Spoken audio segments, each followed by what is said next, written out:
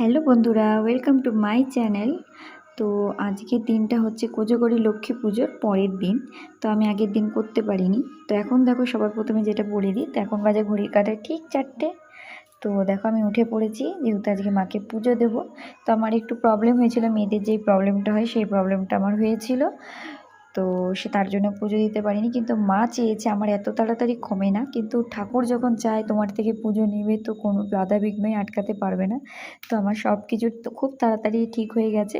তো এখানে দেখো সকালবেলায় উঠে আমি বাসি কাজ করে স্নান টান করে ঘর দুয়ার মুছে এখন পুজোর কাজে চলে এসেছি। এখানে গুড় জাল দিচ্ছি আর চিড়েটা ভাজছি, আর এখানে তিলটা ভেজে রেখে দিয়েছি। তো এখানে দেখো 5টা 10 আমার সমস্ত রকম মানে ঘরের দুয়ারের কাজ হয়ে গেছে।